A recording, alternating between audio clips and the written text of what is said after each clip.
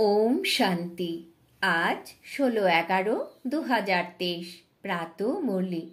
বাবা বলেছেন, মিষ্টি বাচ্চারা, যে ভারত আগে হিরে তুল্য ছিল, পতিত হওয়ার জন্য সে আজকে কাঙাল হয়ে গেছে। একে পুনরায় পবিত্র হিরে তুল্য বানাতে হবে।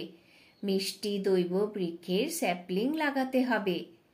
আজকের প্রশ্ন, বাবার কোন কর্তব্যে বাচ্চাদেরকেও সহযোগী হতে হবে? উত্তর, সমগ্র বিশ্বে একটাই ডিটি অর্থাৎ দৈবী গভর্নমেন্ট স্থাপন করা, অনেক ধর্মের বিনাশ করে একটাই সত্য ধর্ম স্থাপন করা, এটাই হলো বাবার কর্তব্য। বাচ্চারা, তোমাদেরকে এই কাজে সহযোগী হতে হবে। উঁচু পদ প্রাপ্তির জন্য পুরুষার্থ করতে হবে। এই রকম ভাবা উচিত নয় যে আমি তো স্বর্গে যাবই। গীত, তুমি মাতা তুমি পিতা। ওম শান্তি। দুনিয়াতে মানুষ গায়ন করে, তুমি আমার মাতা পিতা, কিন্তু আশ্চর্যের বিষয় হলো কার উদ্দেশ্যে গায়ন করে সেটাই জানে না, কেবল বলতে হয় তাই বলে। বাচ্চারা, তোমাদের বুদ্ধিতে রয়েছে যে এই মাতা পিতা আসলে কে। ইনি হলেন পরম ধামের নিবাসী। পরম ধাম একটাই স্থান। সত্যযুগে পরম ধাম বলা যাবে না, সত্যযুগ তো এখানেই হবে। আমরা সকলেই পরম ধামের নিবাসী। তোমরা জানো যে আমরা আত্মারা পরম ধাম নির্বাণ ধাম থেকে এই সাকারি দুনিয়ায় আসি। ওপরে কোথাও স্বর্গ নেই। তোমরাও পরম ধাম থেকে আসো। তোমরা বাচ্চারা এখন জেনেছো যে আমরা শরীর ধারণ করে পার্ট প্লে করছি। কতগুলো জন্ম নিয়েছি, কিভাবে পার্ট প্লে করেছি, সেসব তোমরা এখন জেনেছো। তিনি হলেন দূরদেশবাসী, এখন পরের দেশে এসেছেন। পরের দেশ কেন বলা হয়? তোমরা তো ভারতেই আসো, কিন্তু তোমরা প্রথমে বাবার দ্বারা স্থাপিত স্বর্গে আসো এবং তারপর নরকে অর্থাৎ রাবণ রাজ্যে চলে যাও। তখন অনেক ধর্ম, অনেক গভর্নমেন্ট হয়ে যায়। তারপর বাবা এসে এক রাজ্য স্থাপন করেন। এখন তো অনেক গভর্নমেন্ট রয়েছে। বলা হয় সবাই মিলেমিশে এক হয়ে যাও, কিন্তু এটা কিভাবে সম্ভব? 5000 বছর আগে ভারতে একটাই গভর্নমেন্ট ছিল, ওয়ার্ল্ড অলমাইটি অথরিটি লক্ষ্মীনারায়ণ ছিল। আর কেউ সমগ্র বিশ্বের উপরে রাজত্ব করতে পারে না। সকল ধর্ম মিলেমিশে এক হয়ে যাবে। স্বর্গে একটাই গভর্নমেন্ট ছিল, তাই বলা হয় সবাই মিলেমিশে এক হয়ে যাও। বাবা এখন বলছেন, আমি অন্য সব কিছু বিনাশ করে একটাই আদি সনাতন ডিটি গভর্নমেন্ট স্থাপন করছি। তোমরাও এইরকম বলছো যে আমরা সর্বশক্তিমান ওয়ার্ল্ড অলমাইটি অথরিটির ডাইরেকশন অনুসারে ভারতে একটাই ডিটি গভর্নমেন্টের রাজ্য স্থাপন করছি।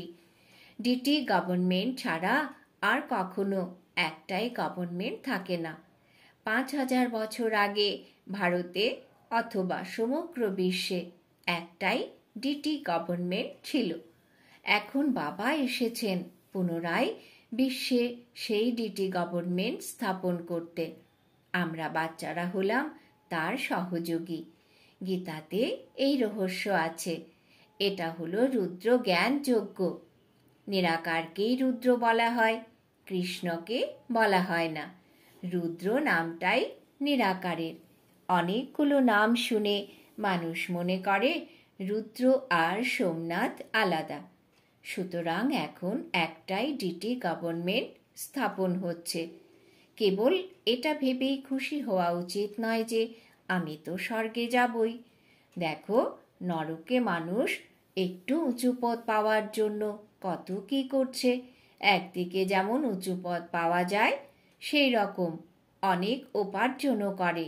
ভক্তের কাছে তো ভগবান একজনই হওয়া উচিত, না হলে সে বিভিন্ন স্থানে ঘুরতে থাকবে। এই দুনিয়ায় তো সবাইকেই ভগবান বলে দেয়। অনেককে অবতার বলে দেয়। বাবা বলছেন, আমি তো কেবল একবারই আসি। গায়ন করে, হে পতিত পাবন, তুমি এসো।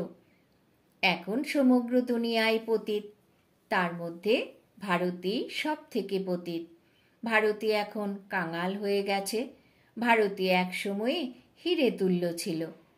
তোমরা নতুন দুনিয়াতে রাজত্ব পাবে। তাই বাবা বোঝাচ্ছেন, কৃষ্ণকে ভগবান বলা যাবে না। কেবল নিরাকার পরমপিতা পরমাত্মা, যিনি জনম মরণের ঊর্ধ্বে, তাকেই ভগবান বলা যাবে। দুনিয়ার মানুষ তো বলে যে আমিও ভগবান, তুমিও ভগবান। এখানে কেবল আনন্দ করার জন্য এসেছি। খুব আনন্দে থাকে। যেদিকে তাকাই সেখানেই তুমি আর তোমার লীলা। আমি হলাম তুমি, তুমি হলে আমি, এইরকম বলে আর নাচে। ওদের হাজার হাজার ফলোয়ার্স। বাবা বলছেন, ভক্তরা কেবল ভগবানের বন্দনাই করছে। ভক্তিমার্গে ভাবের বসে পূজা করে।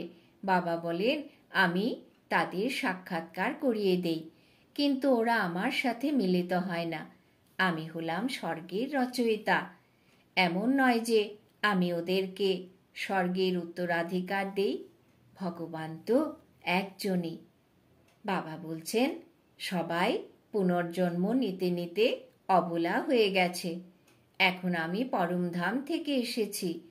আমি যে স্বর্গরাজ্য স্থাপন করছি সেখানে আমি আসব না।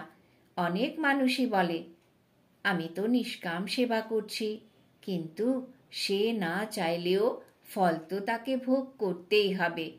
দান করলে তো অবশ্যই তার ফল পাওয়া যাবে, তাই না? অতীতে দান পুণ্য করেছিলে বলে এখন তোমরা ধনী হয়েছ। এখন তোমরা পুরুষার্থ করছো। যত বেশি পুরুষার্থ করবে, ভবিষ্যতে তত উঁচু পদ মিলবে। ভবিষ্যতের জন্ম জন্মান্তরের জন্য এখন তোমাদেরকে শ্রেষ্ঠ কর্ম শেখানো হচ্ছে। মানুষ পরের জন্মে সুখী থাকার জন্য ভালো কাজ করে। পরের জন্মে তখন বলবে যে এটা নিশ্চয়ই আগের জন্মের ফল, কিন্তু সত্য ত্রেতা যুগে এইরকম বলবে না। 21 জন্মের জন্য কর্মফল এই সময়েই তৈরি হচ্ছে। সঙ্গম যুগের পুরুষার্থের প্রাপ্তি 21 জন্ম ধরে কায়েম থাকে। সন্ন্যাসীরা কখনো এরকম বলতে পারবে না যে আমি তোমাকে এমন প্রাপ্তি করাবো যাতে তুমি 21 জন্ম সুখী থাকবে। ভালো কিংবা খারাপ কর্মের ফল তো ভগবান দেন। মানুষ একটাই ভুল করে দিয়েছে, সেটা হলো কল্পের আয়ুকে অনেক বড় করে দিয়েছে। কিন্তু অনেকেই আছে যারা বলে যে এই কল্পের আয়ু 5000 বছর। তোমাদের কাছে মুসলমানরা এসেছিল, তারাও বলতো যে কল্পের আয়ু 5000 বছর। নিশ্চয়ই এখান থেকেই শুনেছিল। সবাইকেই ছবি দেওয়া হয়, কিন্তু সবাই তো মানবে না। তোমরা জানো যে এটা হলো রুদ্র জ্ঞান যজ্ঞ। এখান থেকেই বিনাশের অগ্নি নির্গত হবে। এখানে সহজ রাজযোগ শেখানো হয়। কৃষ্ণের আত্মা এখন অন্তিম জন্মে এখানে বসে শিবের কাছ থেকে উত্তরাধিকার নিচ্ছে। বাবা আলাদা আর ইনি অর্থাৎ ব্রহ্মা আলাদা। ব্রাহ্মণকে খাওয়ানোর সময়েও তো আত্মাকে আহ্বান করা হয়, তাই না? তখন সেই আত্মা ব্রাহ্মণের শরীরে এসে কথা বলে। তীর্থতে গিয়েও বিশেষভাবে আহ্বান করে। কিন্তু মৃত্যুর পর তো অনেকটা সময় পেরিয়ে যায়।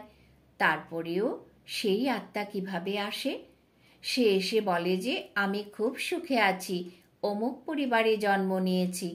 এটা কিভাবে হয়? আত্মা কি ওর শরীর থেকে বেরিয়ে এখানে আসে? বাবা বোঝাচ্ছেন, আমি সবাইকে ভাবনার মূল্য দেই এবং তারাও খুশি হয়ে যায়। এটাও এই ড্রামার রহস্য। ড্রামা অনুসারে কথা বলতে থাকে। কেউ যদি কথা না বলে তাহলে সেটা ড্রামাতে নেই। বাবাকে স্মৃতিতে রাখলেই বিকর্ম বিনাশ হবে, অন্য কোনো উপায় নেই। প্রত্যেককেই শত, রজ এবং তম অবস্থায় আসতেই হবে। বাবা বলছেন, তোমাদেরকে নতুন দুনিয়ার মালিক বানিয়ে দিই। আমি পুনরায় পরমধাম থেকে পুরাতন দুনিয়ায় পুরাতন শরীরে এসেছি। ইনি অর্থাৎ ব্রহ্মা পূজ্য ছিলেন, এখন পূজারী হয়ে গেছেন, এখন আবার পূজ্য হচ্ছেন। এই কথাটা তোমাদের ক্ষেত্রেও প্রযোজ্য। তোমাদেরকেও ওই রকম বানাচ্ছি। এনারা হলেন ফার্স্ট নম্বর পুরুষার্থী, তার জন্যই এনাদেরকে মাতাশ্রী পিতাশ্রী বলো। বাবাও বলছেন, তোমরা সিংহাসনে বসার মতো পুরুষার্থ করো। এই জগদম্বাই সকলের মনস্কামনা পূরণ করেন। মাতা যখন আছেন, তাহলে তো পিতা এবং বাচ্চারাও থাকবে। তোমরা এখন সবাইকেই রাস্তা দেখাচ্ছ। তোমাদের সকল মনস্কামনা পূরণ হয় সত্যযুগে। বাবা বলেন, কেউ ঘরে থেকেও যদি পুরোপুরি যুগযুক্ত থাকে, তাহলে সেও এখানে যারা আছে তাদের থেকে উঁচু পদ প্রাপ্ত করতে পারবে। অনেকেই আছে যাদের বন্ধন রয়েছে। রাত্রেও বাবা স্বরাষ্ট্রমন্ত্রীকে বোঝাচ্ছিলেন যে এমন একটা উপায় বের করতে হবে যাতে এরকম অবলাদের ওপরে অত্যাচার না হয়। কিন্তু 2-4 বার শুনলে তবেই তাদের এই রকম খেয়াল হবে। ভাগ্যে থাকলে তবেই সে সম্মত হবে। এটা তো খুব জটিল জ্ঞান, তাই না? শিখ ধর্মাবলম্বীরাও যদি জানতে পারে যে, তাহলে তারাও বুঝবে যে আসলে কে মানুষ থেকে দেবতা বানায়।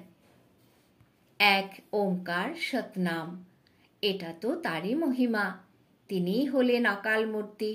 ব্রহ্মতত্ত্ব হল তার তখ্ত অর্থাৎ নিবাসস্থান। বলা হয়, সিংহাসন ত্যাগ করে নেমে এসো। বাবা বোঝাচ্ছেন, তিনি সমগ্র সৃষ্টির আদি মধ্য অন্তকে জানেন। এমন নয় যে সকলের মনের কথা জানেন। ভগবানকে স্মরণ করে বলে যে সদ্গতি দাও। বাবা বলছেন, আমি ওয়ার্ল্ড অলমাইটি ডিটি গভর্নমেন্ট স্থাপন করছি। এইসব যত পার্টিশন হয়েছে, কিছুই আর থাকবে না। যারা আমাদের দেবী দেবতা ধর্মের, তাদেরই চারা রোপণ করা হচ্ছে। কল্পবৃক্ষ তো অনেক বড়, তার মধ্যে সব থেকে মিষ্টি হল দেবী দেবতারা। পুনরায় তাদের স্যাপলিং লাগাতে হবে। অন্যান্য যেসব ধর্মাবলম্বীরা আসে, তাদের ক্ষেত্রে কোনো স্যাপলিং লাগাতে হয় না। আচ্ছা, আজকে সদ্গুরুবার। বাবা বলেন, বাচ্চারা শ্রীমত অনুসারে চলে পবিত্র হলে সাথে করে নিয়ে যাব। তারপর তুমি চাইলে মখমলের রানী হবে, চাইলে রেশমের রানী হবে। উত্তরাধিকার যদি নিতে চাও, আমার মত অনুসারে চলো। স্মরণের দ্বারাই তোমরা অপবিত্র থেকে পবিত্র হয়ে যাবে। আচ্ছা, বাপ দাদা এবং মিষ্টি মাম্মার হারানিধি বাচ্চাদের স্মরণের স্নেহসুমন আর সেলাম ওয়ালেকুম। আমরাও আমাদের মিঠে মিঠে বাপদাদাকে জানাই স্মরণের স্নেহসুমন, সুপ্রভাত, নমস্কার। ধারণার জন্য মুখ্য সার। 1 নম্বর, সঙ্গম যুগের পুরুষার্থের প্রাপ্তি 21 জন্ম ধরে কায়েম থাকবে, এটা মনে রেখে সর্বদা শ্রেষ্ঠ কর্ম করতে হবে। জ্ঞান দানের দ্বারা নিজের প্রাপ্তি বানাতে হবে। 2 নম্বর, মিষ্টি দৈব বৃক্ষের স্যাপলিং লাগানো হচ্ছে, তাই খুব মিষ্টি স্বভাবের হতে হবে। বরদান। বাবা আজকের বরদান দিয়েছেন, ব্রাহ্মণ জন্মের বিশেষত্ব এবং বৈচিত্র্যকে স্মৃতিতে রেখে সেবা করে সাক্ষী ভব। ব্রাহ্মণ জন্মের বিশেষত্ব এবং বৈচিত্র্যকে স্মৃতিতে রেখে সেবা করে সাক্ষী ভব। ব্যাখ্যা, এই ব্রাহ্মণ জন্ম হল দিব্য জন্ম। সাধারণ জন্মধারী আত্মারা নিজেদের বার্থডে আলাদাভাবে পালন করে, ম্যারেজ ডে, ফ্রেন্ডস ডে আলাদাভাবে পালন করে। কিন্তু তোমাদের বার্থডে সেটাই, marriage day, mother day, father day, engagement day সব হলো একই। কেননা তোমাদের সকলের প্রতিজ্ঞা হলো এক বাবা, দ্বিতীয় না কেউ। তো এই জন্মের বিশেষত্ব এবং বৈচিত্র্যকে স্মৃতিতে রেখে সেবার পার্ট প্লে করো। সেবাতে একে অপরের সাথী হও, কিন্তু সাক্ষী হয়ে সাথী হও, এতটুকু কারোর প্রতি বিশেষভাবে ঝুঁকবে না। স্লোগান: বেপরোয়া বাদশাহ সে যার জীবনে নির্মাণতা এবং অথরিটির ব্যালেন্স রয়েছে। বেপরোয়া বাদশাহ সে যার জীবনে নির্মাণতা এবং অথরিটির ব্যালেন্স রয়েছে। আজকের সমান আমি আত্মা সাক্ষী স্বরূপ। এখন রয়েছে মাতেশ্বরীজির মধুর মহাবাক্য, আত্মা এবং পরমাত্মার অন্তর বা পার্থক্য। মামা বলছেন, আত্মা এবং পরমাত্মা আলাদা ছিল বহুকাল। যখন দালাল রূপে সদ্গুরুকে পাওয়া গেল, তখনই তাদের মধ্যে সুন্দর মিলন হলো। আমরা যেহেতু এই রকম কথা বলি, তাই এটার অর্থ হলো আত্মা পরমাত্মার কাছ থেকে অনেক কাল আগে দূরে চলে গিয়েছিল। তাই এই কথাটা এটাই প্রমাণ করে যে আত্মা এবং পরমাত্মা ভিন্ন এবং এদের দুজনের মধ্যে অনেক আভ্যন্তরীণ পার্থক্য রয়েছে। কিন্তু দুনিয়ার মানুষ অজ্ঞানতাবশত এই কথাটির অর্থ অন্যরকমভাবে ব্যাখ্যা করেছে।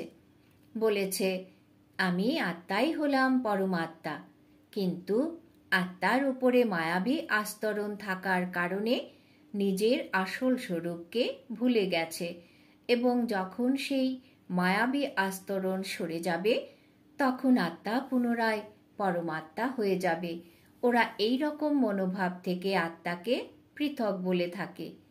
কিছু লোক আবার এটাও বলে যে আমি আত্মাই হলাম পরমাত্মা, কিন্তু নিজেকে ভুলে যাওয়ার জন্য দুঃখী হয়ে গেছি। যখন আত্মা পুনরায় নিজেকে চিনতে পারবে এবং শুদ্ধ হয়ে যাবে, তখন আত্মা এবং পরমাত্মা মিলেমিশে একাকার হয়ে যাবে। সুতরাং ওরা এই রকম মনোভাব থেকে আত্মাকে আলাদা বলে। কিন্তু আমরা তো জানি যে আত্মা এবং পরমাত্মা দুটো ভিন্ন জিনিস। আত্মা কখনো পরমাত্মা হতে পারে না, অথবা পরমাত্মার সাথে মিলেমিশে একাকার হতে পারে না, আর পরমাত্মার ওপরেও কখনো আস্তরণ পড়তে পারে না। ওম শান্তি।